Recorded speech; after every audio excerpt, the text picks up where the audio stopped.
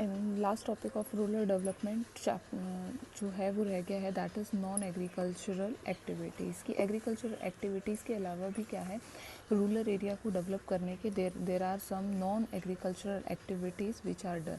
क्योंकि rural area के अंदर क्या है, बेसिकली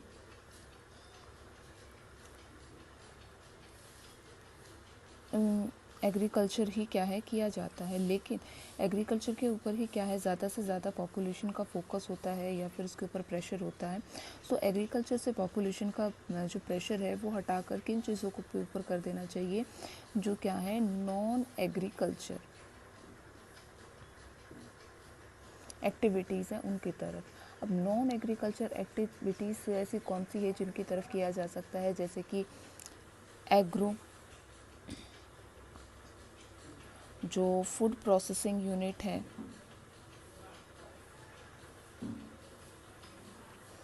उनकी तरफ करना चाहिए, या जो एग्रो फूड प्रोसेसिंग कंपनीज़ है दैट मस्ट बी प्रिपेयर्ड वो बनानी चाहिए, या फिर जो हैंडलूम है, लेदर इंडस्ट्री है, टूरिज़्म है, पॉटरी है, तो इन सब चीज़ों की तरफ क्या है उसको लेकर जाना चाहिए। और गवर्नमेंट इसके लिए क्या करती है, काम भी करती है। जैसे कि गवर्नमेंट ने जो khadi and village industry commission है उसको बनाया है, जिसके अकॉर्डिंग गुजरात के अंदर खादी को डेवलप किया गया है। एक ऐसा ही एग्जाम्पल है जो कि आपके एक केस स्टडी की तरह से क्या होता है आता भी है, दैट इज़ तमिलनाडु के अंदर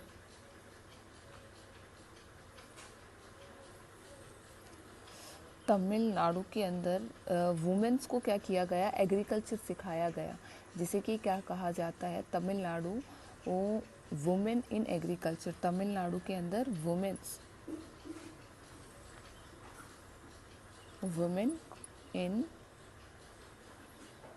एग्रीकल्चरर के अंदर है।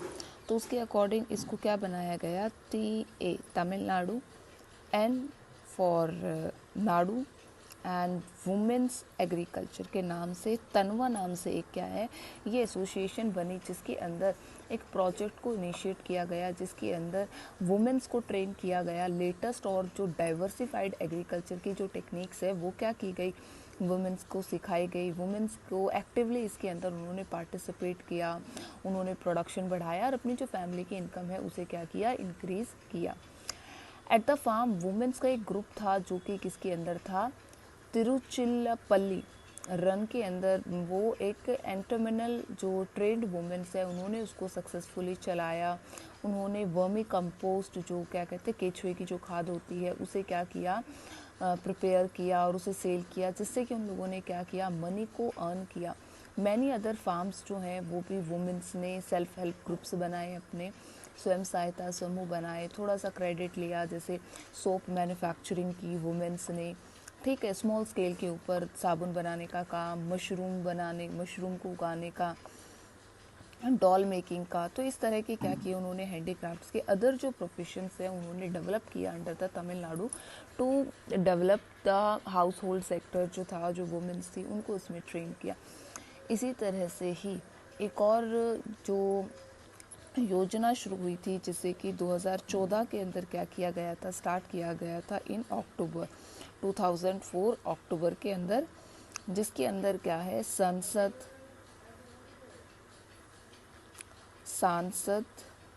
आदर्श ग्राम योजना, जिसे कि क्या किया गया, SAGY कहते हैं, उसे डेवलप किया गया। मतलब 2014 के अंदर एक नई स्कीम गवर्नमेंट ने यहाँ लॉन्च की कि जहाँ से भी जो सांसद क्या होता है चुना जाता है, तो वो अपने उस एरिया में से चाहे अपने गांव को चुन सकता है या फिर किसी और गांव को जिसकी जनसंख्या 3000 से 4000 के करीब हो, ठीक है। तो उन एरियाज़ के अंदर उनको डेवलप करना, वहाँ पर अच्छा इंफ्रास्ट्रक्चर प्रोवाइड करना, वहाँ पर अच्छी एजुकेशन की फैसिलिटीज़ क्या करना, लोगों को प्रोवाइड करना। तो इस तरह के डेवलपमेंट्स के लिए क्या है, इस योजना को भी शुरू किया गया। इसके बाद में जो अदर क्या है नॉन एग्रीकल्चर एक्टिविटीज़ है, उसके अंदर आ जाता है IT, information technology. Information technology हमें पता है कि आज के टाइम में बहुत ज़्यादा रोल प्ले करती है, जिसके अंदर वेरियस सॉफ्टवेयर चीज़ें बनाई जाती हैं। तो ये हमें पता है कि जो किसान कॉल सेंटर्स हैं आईटी सेक्टर के थ्रू ही क्या किए गए हैं, डेवलप, इनको डेवलप किया गया है, जिसके अंदर क्या किया जाता है, वेदर से रिलेटेड कि क्रॉप कब ग्रो करनी है, ठीक है, कौन सा क्लाइमेट उसके लिए होने वाला है, बारिश कब होगी, सॉइल की कंडीशंस, या फिर इन सब चीज़ों को, वेदर्स को, इन सब चीज़ों को, या what is the price of the agriculture production की प्राइसेस क्या है। तो ये सारी चीज़ें आईटी सेक्टर ही क्या करता है, ऑनलाइन प्रोवाइड करता है, टेक्नोलॉजी को डेवलप किया गया है ताकि जो है किसानों हैं उनको पहले से ही इस चीज़ के बारे में इंफॉर्मेशन दे दी जाए और उसके अकॉर्डिंग वो क्या करे, काम करे। देखो आईटी सेक्टर इतना ज़्यादा डेवलप हो चुका है, किसान कॉल सेंटर्स को डेवलप किया गया है जहाँ पर किसान 24 घंटे में कभी भी क्या है फ़ोन करके अपनी फसल से जुड़ी हुई जो जानकारी है एक्सपर्ट से ले सकते हैं, अबाउट द जो डिजीज़ होते हैं उनकी मेडिसिन भी ले सकते हैं कि उसको कैसे क्योर करना है, कब उस चीज़ के कब किस तरह से उसको मैन्योरिंग करनी है, इरीगेशंस करनी है। सो जो भी लेटेस्ट टेक्निक्स होती हैं जैसे कि ग्रीन हाउस इफेक्ट के थ्रू एग्रीकल्चर की जाती है, ड्रिप सिस्टम से की जाती है, तो वेरियस क्या है एग्रीकल्चर फैसिलिटीज़ के अंदर इरीगेशन फैसिलिटीज़ डिफरेंट है, डिफरेंट काइंड के ऑफ एग्रीकल्चर के सीड्स अलग अलग है, कौन सी जगह पर किसको यूज़ करना है, किस तरह के क्लाइमेट में उसको यूज़ करना है, कि वो किस तरह के वेरियस क्या है बेनिफिट्स उनको प्रोवाइड करती हैं। तो इन सब चीज़ों को क्या किया गया है, डेवलप किया गया है। इंफॉर्मेशन टेक्नोलॉजी से ही ये सारी इंफॉर्मेशंस क्या की जाती हैं फार्मर्स तक, या पोटेंशियल जो फार्मर्स होते हैं उन तक प्रोवाइड की जाती हैं। तो आईटी जो सेक्टर होता है ये बहुत ज़्यादा इम्पॉर्टेंट रोल प्ले करता है। And recently government has introduced जो ई चौपाल्स होते हैं, ई चौपाल्स, ई का वर्ड होता है इलेक्ट्रॉनिक चौपाल्स, इन्हें क्या किया गया है, डेवलप किया गया है ताकि जहाँ पर इंटरनेट फैसिलिटीज़ वगैरह अवेलेबल होती हैं रूरल एरियाज़ के अंदर, so that they can get the proper information about their crop, where they have to sell, what kind of agriculture they have to do, from which date they have to start their agriculture activities। तो ये सारी की सारी informations क्या की जाती है, उन्हें प्रोवाइड की जाती है। After that there is a last and the shortest topic is sustainable development with organic farming. अब बात हम यहाँ पर क्या कर रहे हैं, रूरल जो एरिया है, रूरल एरिया की डेवलपमेंट करनी है। सो रूरल एरिया ऐसे ही थोड़ी ना डेवलप हो जाएगा, उसको डेवलप करने के लिए अगर हम केमिकल से डेवलप करते हैं या एग्रीकल्चर की क्रॉप को अगर हम और ज़्यादा प्रोडक्शन बढ़ाने के लिए फर्टिलाइजर्स, पेस्टिसाइड्स, इन सब चीज़ों का भी अगर हम यूज़ करते हैं then it is not beneficial for us, वो हमारे लिए बेनिफिशियल ही नहीं है। क्यों? क्योंकि आज तो अगर उसके हमारे पास क्या है hazardous रिजल्ट्स नहीं है, but in future it will obviously provides us very hazardous results, वो हमें क्या करता है, प्रोवाइड करेगा। पास्ट एक्सपीरियंस है, जब हम सब जानते हैं कि फ्रॉम द जब हमारा फर्स्ट ग्रीन रेवोल्यूशन हुआ था, it is in the mid 60s के अंदर हमारा स्टार्ट हुआ था और मिड 70s तक ही हमारा ग्रीन रेवोल्यूशन चला था, जिसके अंदर हमने जो केमिकल्स, जो फर्टिलाइज़र्स हैं और जो केमिकल क्या है मैन्योर है, इसे क्या किया गया था, हमारे द्वारा यूज़ किया गया था। We have developed these things, तो हमने इन चीज़ों को क्या किया था, डेवलप किया था, केमिकल फर्टिलाइज़र्स को और मैन्योर्स को, उनको हमने यूज़ किया, पेस्टिसाइड्स को हमने यूज़ किया और उसका रिजल्ट हमारे पास है दैट डिग्रेडेशन ऑफ सॉइल, जो मिट्टी है उसकी जो हेल्थ जो होती है वो दैट इज़ डैमेज हो चुकी है। बहुत ज़्यादा एक्सेसिव जो फार्मर्स है पंजाब में इसको काफ़ी ज़्यादा यूज़ किया गया है केमिकल फर्टिलाइजर्स को। एज अ रिज़ल्ट उसका ये रहा है कि क्या वहाँ पर जो हमारा इकोलॉजिकल जो सिस्टम है वो क्या हुआ है, डैमेज हुआ है। ग्रीन जो ओजोन लेयर है उसमें डिप्लीकेशन हुआ है, या फिर जो हमारी क्रॉप है उसके अंदर वो क्वालिटीज़ नहीं है, वो विटामिन्स या मिनरल्स नहीं है जो वो हमारी बॉडी के लिए हेल्दी हो। उसके अंदर भी क्या होते हैं, पेस्टिसाइड्स होते हैं, पॉइजनस थिंग्स उसके अंदर भी क्या हो चुकी हैं, मिल चुकी हैं। इसीलिए जैसे कि एक पंजाब में there was an district, I don't know what's the name of that district, but उसके अंदर जो chemical fertilisers they have used in excessive quantity in the rice as well as in the wheats, तो उसके काफ़ी harmful effect है कि that it creates cancer in a human body and various kinds of cancers are developed. तो वो हमारे लिए ही, हमारी बॉडी के लिए, हमारे जो इकोलॉजिकल सिस्टम है उसी के लिए क्या करती है, डैमेज क्रिएट करती है। सो उस चीज़ को अच्छे से डेवलप करने के लिए it is necessary to do organic. आज के टाइम में सबसे ज़्यादा फोकस किया जा रहा है किसके ऊपर, ऑर्गेनिक फार्मिंग के ऊपर। Without the use of chemical fertilisers और without the use of any pesticides, इन सब चीज़ों को छोड़कर क्या करना है, जो ऑर्गेनिक जो फार्मिंग है उसे अडॉप्ट करना है। ऑर्गेनिक फार्मिंग से क्या होता है कि जो फूड प्रोडक्ट्स हैं उनके क्वालिटीज़ काफ़ी अच्छी होती हैं और काफ़ी बेटर वो हमें प्रोवाइड करती है।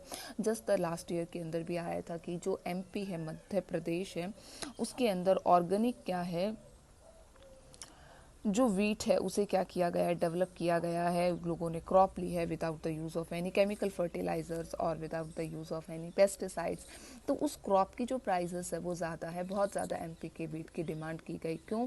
क्योंकि वो ऑर्गेनिक है without the uses of any pesticides. तो ऑर्गेनिक क्रॉप करनी चाहिए। ऑर्गेनिक के अंदर उससे क्या होता है, वर्मी कंपोस्ट जो मैन्योर होता है उसे यूज़ किया जाता है, कंपोजिट मैन्योर को। उससे क्या होता है, फसल जो सॉइल है वो हेल्दी होती है, वर्मी कंपोस्ट है। उसके बाद में क्रॉप रोटेशन किया जाता है ताकि जो सॉइल है उसको बेटर उसकी क्वालिटी को मेंटेन करके रखा जा सके। अब बात आती है कि what are the benefits of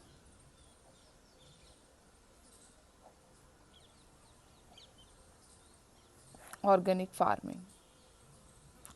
जो ऑर्गेनिक फार्मिंग है उसके क्या बेनिफिट्स है हमारे पास। ऑब्वियसली ऑर्गेनिक फार्मिंग दोनों के लिए बेटर है, हमारे इन्वायरमेंट के लिए भी बेटर है, हमारे लिए भी बेटर है। ऑर्गेनिक फार्मिंग बहुत चीप होती है, उसके लिए लेस वाटर चाहिए, लेस इनपुट्स उसके अंदर डालने पड़ते हैं, स्मॉल इन्वेस्टमेंट्स होती हैं, ठीक है। और जो हम केमिकल फर्टिलाइजिंग करते हैं या केमिकल फर्टिलाइजर्स को यूज़ करते हैं, ऑब्वियसली उसकी जो प्राइसेस होती हैं वो भी ज़्यादा होती है और जो प्रोडक्ट भी होता है वो भी काफ़ी अनहेल्दी वहाँ पर होता है। ऑर्गेनिक फार्मिंग के अंदर जो डोमेस्टिक और इंटरनेशनल मार्केट के अंदर इन प्रोडक्ट्स की जो डिमांड है वो काफ़ी ज़्यादा है। डिमांड जो है ऑर्गेनिक जो प्रोडक्ट्स हैं उनकी काफ़ी ज़्यादा है, इसलिए उसके हमें क्या है, हाई प्राइजेस भी मिलते हैं, जो हमारे लिए क्या करती है, इनकम जो है हमारी वो भी इंक्रीज़ होती है। इनकम भी क्या होती है, हमारी बढ़ती है। जो कन्वेंशनल फार्मिंग है, जो क्या है, कन्वेंशनल जो फार्मिंग होती है वो उसके अंदर काफ़ी कैपिटल इन्वेस्ट करनी पड़ती है। बट इसके अंदर इतनी ना तो कैपिटल इन्वेस्ट करनी पड़ती है, ना अदर थिंग्स हमें अडॉप्ट करनी पड़ती है। अच्छी हमारे पास इसके अंदर प्रोडक्शन होती है, हेल्दी प्रोडक्शन होती है। और जब हेल्दी तो अपने आप ही होगी अगर उसके अंदर कोई डिजीज़ नहीं है, कोई केमिकल फर्टिलाइजर्स नहीं है। Obviously as well as our body के लिए और हमारे डेवलपमेंट के लिए it plays a very important role. अब बात आती है what is the government doing. तो गवर्नमेंट क्या कर रही है, नेशनल प्रोजेक्ट ऑन फार्मिंग उन्होंने डेवलप किया है। गवर्नमेंट फुल कैपेसिटी से लगी हुई है कि जो सिस्टम है उसमें सर्टिफिकेट प्रोवाइड कर रही है ऑर्गेनिक फार्मिंग के लिए। ऑर्गेनिक फार्मिंग के लिए लोगों को एनकरेज कर रही है, रूरल एरिया के अंदर लोगों को एनकरेज कर रही है कि वो क्या करे, कंपोजिट जो मैन्योर है उसको अपने ही लेवल के ऊपर क्या करे, उसको डेवलप करे और उसको यूज़ करे, ताकि उन्हें बाहर से क्या है इसको परचेज़ करना ही ना पड़े। अपनी सॉइल की क्वालिटीज़ को मेंटेन करे। सॉइल को टेस्ट करने के लिए लैब्स को प्रिपेयर किया गया है, सो दैट वो अपनी सॉइल को टेस्ट करके उसमें किस चीज़ की ज़रूरत है, विच काइंड्स ऑफ मतलब कुछ ऐसे चीज़ें हैं जो उनको करनी पड़ती हैं, तो उनको अडॉप्ट करने में क्या है, हेल्पफुल होती हैं। किन मिनरल्स की कमी है उन मिनरल्स को उसके अंदर डाला जाता है, या फिर क्रॉप रोटेशन करके उन चीज़ों को वहाँ पर डेवलप किया जाता है। So basically this is your rural development chapter, जिसके अंदर आपने किया कि how rural area is developed, कैसे डेवलप करना है। सबसे पहले एग्रीकल्चर को डेवलप करना है, because maximum population is depend on agriculture के ऊपर ही डिपेंड करती है। तो बेसिकली एग्रीकल्चर के साथ साथ नॉन एग्रीकल्चर चीज़ों को डेवलप करना है। एग्रीकल्चर को डेवलप करने के लिए क्रेडिट फैसिलिटीज़ चाहिए, किस किस तरह के क्रेडिट इंस्टीट्यूशंस को डेवलप किया गया है ताकि किसानों को क्या करे, किया जा सके, क्रेडिट फैसिलिटीज़ अडॉप्ट की जा सके, उन्हें दी जा सके, so that they can easily purchase the agriculture के लिए जो इनपुट्स चाहिए उन्हें वो परचेज़ कर सकते हैं और अपने एग्रीकल्चर को उनके द्वारा क्या है डेवलप भी किया जा सकता है।